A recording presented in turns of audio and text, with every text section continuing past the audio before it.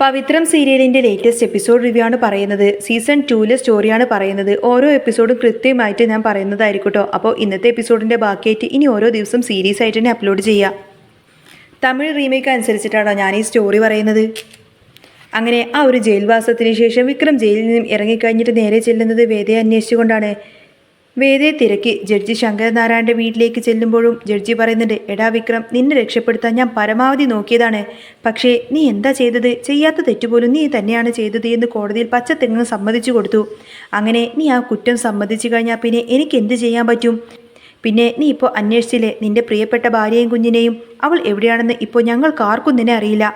അവൾ ആ കുഞ്ഞിനെ ഇല്ലാതാക്കിയെന്നൊക്കെ പറയാണ്. എന്നാൽ ഈ ഒരു വാർത്ത കേട്ടതോടുകൂടി തന്നെ വിക്രം ആകങ്ങ് ഞെട്ടിപ്പോയി. ഇല്ല, ഞാനത് വിശ്വസിക്കില്ല. ഒരിക്കലും എൻ്റെ വേദ അങ്ങനെ ചെയ്യില്ല. അവൾ ഗർഭിണിയാണെന്ന് ഒക്കെ എനിക്കറിയാമായിരുന്നു. പിന്നെ എന്തിനാ അവൾ ആ കുഞ്ഞിനെ കൊന്നത്? നീ തെറ്റ് ചെയ്തെന്ന് കോടതിയിൽ പറഞ്ഞപ്പോൾ അവൾക്ക് നിന്നോട് തീർത്താൽ തീരാത്ത അത്രമാത്രം കലിപ്പായിരുന്നു. ആ ദേഷ്യത്തിൽ അവൾ ആ കുഞ്ഞിനെങ്ങ് ഇല്ലാതാക്കി ഇവിടെ നിന്നു പോയി. ഞങ്ങൾ അന്വേഷിക്കാത്ത ഇടമില്ല. അവൾ എവിടെയാണെന്ന് ആർക്കും തന്നെ ഒരു പിടിയുമില്ല. അവളുടെ അമ്മ മരിച്ചതുപോലും അവൾ അറിഞ്ഞോ എന്ന് പോലും എനിക്കറിയില്ല. മകളെ കാണാനില്ലാത്ത വിഷമത്തിൽ നീറി കരഞ്ഞുകൊണ്ടാണ് പത്മ മരിച്ചത് എന്നൊക്കെ പറയാണ് ശങ്കരനാരായണൻ. എന്നിട്ട് പോലും വേദിയെക്കുറിച്ച് യാതൊരുവിധ വിവരവുമില്ല. അങ്ങനെയൊക്കെ പറയണ അദ്ദേഹം. ഇതെല്ലാം കേട്ടതോടുകൂടി തന്നെ വിക്രമിന് ആകെ ഭ്രാന്ത് പിടിച്ചതുപോലെയായി. തൻ്റെ കുഞ്ഞിനെ അവൾ കൊന്നല്ലോ. ഓ, ഒരു കൊലയാളി എന്നൊക്കെ ഉറക്കെ വിളിച്ചു പറഞ്ഞുകൊണ്ട് ആകെ ഭ്രാന്ത് പിടിച്ചതുപോലെ തന്നെ വിക്രം ആ വീട്ടിൽ നിന്നും അങ്ങ് ഇറങ്ങിപ്പോവാണ്. എന്നിട്ട് നേരെ പോയത് ഒരു ബാറിലേക്കായിരിക്കും. അവിടെ ചെന്നിട്ട് വയറ് നിറയെ കള്ളും കുടിച്ചങ്ങ് കൂസാവാണ് വിക്രം. കൂട്ടുകാരും കൂടെ കൂടുന്നുണ്ട്. വേദ എന്നൊക്കെ പറഞ്ഞു കൊടുത്തിട്ട് വിക്രം ഇങ്ങനെ അലറി വിളിക്കാണ്. ഞാൻ ഇത്രയും കൊല്ലം ജയിലിൽ കിടന്നപ്പോൾ ആ കുഞ്ഞിനെ ഒന്ന് കാണാൻ വേണ്ടി കൊതിച്ചതായിരുന്നു. എൻ്റെ കുഞ്ഞിൻ്റെ മുഖം ഒന്ന് കാണാൻ എത്ര മോഹമായിരുന്നു എനിക്കെന്നറിയോ? എന്നിട്ട് അവൾ ആ കുഞ്ഞിനെ വയറ്റിൽ വെച്ച് തന്നെ ഇല്ലാതാക്കി കളഞ്ഞല്ലോ. അവളെ ഞാൻ എന്താ ഇനി ചെയ്യേണ്ടത്? എനിക്ക് അവളെ എങ്ങനെയെങ്കിലും ഒന്ന് കണ്ടുപിടിച്ചേ പറ്റൂ. അവളുടെ മുഖത്ത് നോക്കി തന്നെ എനിക്ക് ചോദിക്കണം, നിനക്ക് എന്നോട് ഇത്രമാത്രം ദേഷ്യമുണ്ടെങ്കിൽ അത് എന്നോട് തീർക്കണമായിരുന്നു. എന്തിനാ വെറുതെ എൻ്റെ കുഞ്ഞിനെ കൊന്നു കളഞ്ഞത് എന്നൊക്കെ എനിക്ക് അവളോട് നേരിട്ട് ചോദിക്കണമെന്നൊക്കെ പറയും. കുടിച്ചാകെ കൂസായി ലെക്ക് കെട്ടുകൊണ്ടായിരിക്കും വിക്രം ഇതെല്ലാം തന്നെ വിളിച്ചു പറയുന്നത്. വിക്രമിൻ്റെ ഈ ഒരു കോലം കണ്ട് കൂട്ടുകാരൊക്കെ അവനെ നേരെ നോക്കിയിട്ട് രാധയുടെ വീട്ടിലേക്കാണ് കൊണ്ടുപോകുന്നത്. രാധ ഇപ്പോൾ വലിയ നിലയിലാണ്. അവളൊരു വക്കീലായിട്ടുണ്ടാവും. രാധ വലിയ വീടൊക്കെ വെച്ചിട്ട് ഇപ്പോൾ നല്ല സെറ്റായിട്ടിരിക്കുകയാണ്. കോളിംഗ് ബെൽ അടിച്ചപ്പോൾ തന്നെ രാധ വന്ന് വാതിൽ തുറന്നു. ആഹാ വിക്രം, ഇതെന്ത് കോലമാടാന്ന് ചോദിക്കാണ് രാധ. ഇവൻ എത്ര പെഗടിച്ചു എന്ന് കൂട്ടുകാരോട് ചോദിച്ചപ്പോൾ ഒന്നും പറയണ്ട, 2 കുപ്പി വെള്ളം തൊടാതെങ്ങ് വിഴുങ്ങിയിരിക്കുകയാണെന്ന് പറയും. നീ ഇവനെ അകത്തേക്ക് കയറ്റി ബാക്കിയൊക്കെ ഞാൻ നോക്കിക്കോളാമെന്ന് പറയാണ് രാധ. അങ്ങനെ വിക്രമിനെ അവിടെ ഏൽപ്പിച്ചതിന് ശേഷം കൂട്ടുകാരെല്ലാവരും സ്ഥലം വിട്ടു. രാധയുടെ അച്ഛന് ഇതൊന്നും തന്നെ തീരെ പിടിച്ചില്ല. എന്തിനാ മോളെ നീ ഈ കുടിനെ ഇങ്ങോട്ടേക്ക് കൂട്ടിക്കൊണ്ടുവന്നിരിക്കുന്നത്? നിനക്ക് നല്ല ആലോചനകളൊക്കെ വരുന്ന സമയമല്ലേ ഇത് എന്ന് ചോദിക്കാണ് രാധയുടെ അച്ഛൻ. അച്ഛാ, വിക്രം ഇപ്പോൾ കുടിയനായിട്ടുണ്ടാവാം. പക്ഷേ ഞാൻ ഈ നിലയിൽ നിൽക്കുന്നുണ്ടെങ്കിൽ അതിന് ഒരേ ഒരു കാരണക്കാരൻ വിക്രമേട്ടനാണ്. ജീവിതം എങ്ങുമെത്താതെ പോയപ്പോൾ എന്നെ പഠിപ്പിച്ച് വക്കീലാക്കിയതും ഈ വീട് വെക്കാൻ എന്നെ സഹായിച്ചതുമെല്ലാം തന്നെ വിക്രമേട്ടനാണ്. അതുകൊണ്ട് പഴയതൊന്നും മറക്കരുത് അച്ഛാ. വിക്രത്തിനെ എനിക്ക് അങ്ങനെ ഒഴിവാക്കി വിടാനൊന്നും പറ്റില്ലല്ലോ എന്ന് രാധ തീർത്തും അങ്ങ് പറഞ്ഞു. വിക്രമിനെ ഒരു മുറിയിലേക്ക് കൊണ്ടുപോയി കിടത്താണ് രാധ. വിക്രം അവിടെ കിടന്ന് കരയായിരിക്കും. രാധേ, അവൾ വേദ എൻ്റെ കുഞ്ഞിനെ കൊന്നു രാധേ. ഇനി ഞാൻ എന്തിനാ ജീവിക്കുന്നത് എന്നൊക്കെ ചോദിച്ചുകൊണ്ട് പൊട്ടിക്കരയാണ് വിക്രം.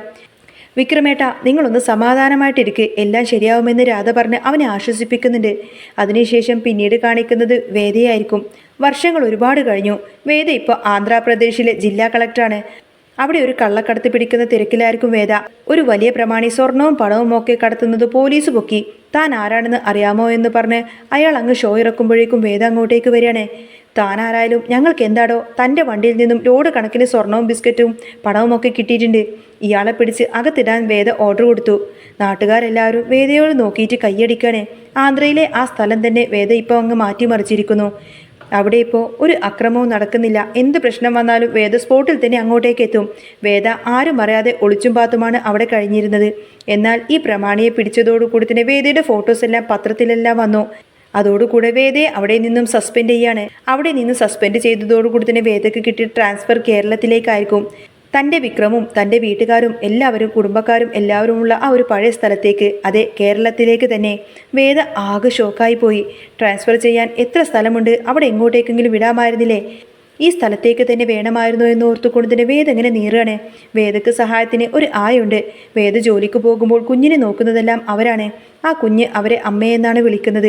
വിക്രമിൻ്റെ അതേ സ്വഭാവമായിരിക്കും കുഞ്ഞിന്. സ്കൂളിൽ ഓരോ പിള്ളേരെ തല്ലിയ പരാതിക്ക് എപ്പോഴും ദിവസം കുട്ടികളുടെ പാരൻസൊക്കെ വന്നിട്ട് വേദയുടെ വീട്ടിലേക്ക് വന്ന് ദേഷ്യപ്പെട്ടു വരികയാണ്.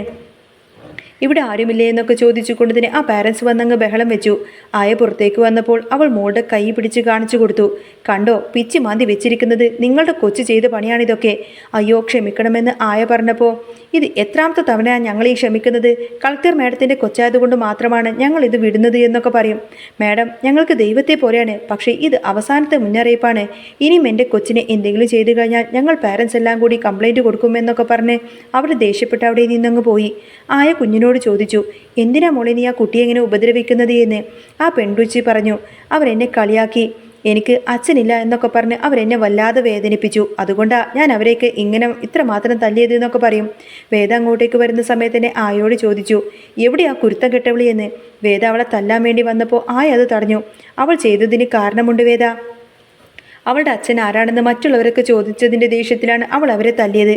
കുഞ്ഞിനെ കുറ്റം പറഞ്ഞിട്ടൊന്നും കാര്യമില്ല. വേദ അന്നേരം ഒന്നും തന്നെ മിണ്ടിയില്ല. എവിടെ അവളെന്നൊക്കെ ചോദിച്ചു. അമ്മ തല്ലുമെന്ന് പേടിച്ചു കൊടുത്തിൻ്റെ കുഞ്ഞാണെങ്കിൽ അമ്മയെ കാണാതെ എങ്ങനെ ഒളിച്ചിരിക്കുകയാണെന്ന് ആയ പറഞ്ഞു. മോളെ ഇങ്ങോട്ടേക്കൊന്ന് വന്നേന്ന് വേദ സ്നേഹത്തോടെ വിളിച്ചു.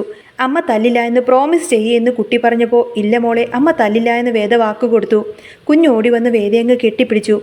അമ്മേ, അവരെന്നെ ഒരുപാട് കളിയാക്കുന്നു. എനിക്ക് ആ സ്കൂളിലേക്ക് ഇനി പോവണ്ട.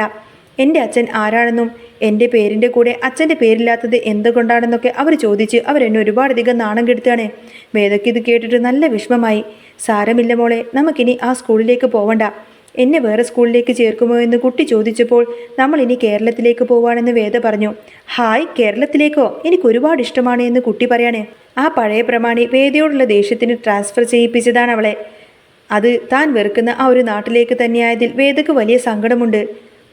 നീ 10-25 കൊല്ലം അവിടെ കഴിഞ്ഞതല്ലേ എന്ന് ആയ ചോദിച്ചപ്പോൾ, ആ കാലത്തെക്കുറിച്ച് ആലോചിക്കുമ്പോൾ പോലും എനിക്ക് വയ്യ എന്ന് വേദ സങ്കടത്തോടെ പറഞ്ഞു. ഇനി 1 മാസത്തിനുള്ളിൽ അങ്ങോട്ടേക്ക് മാറണം. മോളുടെ അഡ്മിഷനും കാര്യങ്ങളെല്ലാം അവിടെ ശരിയാക്കണമെന്ന് വേദ പറഞ്ഞു അവിടെ നിൽക്കുകയാണ്. അങ്ങനെ എത്രയും പെട്ടെന്ന് തന്നെ വേദയ്ക്ക് കേരളത്തിലേക്ക് ട്രാൻസ്ഫർ കിട്ടുന്നുണ്ട്. എന്നാൽ വേദയെ അത്ഭുതപ്പെടുത്തിയതും സങ്കടപ്പെടുത്തിയതും മറ്റൊന്നുമല്ല, വേദയ്ക്ക് ട്രാൻസ്ഫർ കിട്ടിയിരിക്കുന്നത് സ്വന്തം നാട്ടിലേക്ക് തന്നെയായിരിക്കും. വേദ അങ്ങനെ നാട്ടിൽ കളക്ടറായിട്ട് ട്രാൻസ്ഫർ വാങ്ങിച്ചതോടുകൂടി തന്നെ പിന്നീട് അടിപൊളി സൂപ്പർ രംഗങ്ങളൊക്കെ തന്നെയാണ് കേട്ടോ വരാൻ പോകുന്നത്. വിക്രമിൻ്റെയും വേദയുടെയും കുഞ്ഞിനിപ്പോൾ 6 വയസ്സായിരിക്കുന്നു. ആ ഒരു കുഞ്ഞിനെ വിക്രം കാണാൻ വരുന്നതും അങ്ങനെയായിട്ടുള്ള നല്ല നല്ല നിമിഷങ്ങളൊക്കെ ഇനി വരാൻ പോകുന്നുണ്ട്. പവിത്രം സീരിയലിന് അടിപൊളി സൂപ്പർ എപ്പിസോഡുകളൊക്കെ തന്നെ കേട്ടോ സീസൺ 2 വരുന്നത്. ഇതിൻ്റെ ബാക്കി ഞാൻ ഉടനെ തന്നെ അപ്ലോഡ് ചെയ്യുന്നതായിരിക്കും. നിങ്ങൾക്ക് ഈ ഒരു ചാനൽ ഇഷ്ടമാവുകയാണെങ്കിൽ സബ്സ്ക്രൈബ് ചെയ്യാനും സപ്പോർട്ട് ചെയ്യാനും മറക്കല്ലേ കേട്ടോ. നെക്സ്റ്റ് വീഡിയോ ഉടനെ വരാം. ബൈ.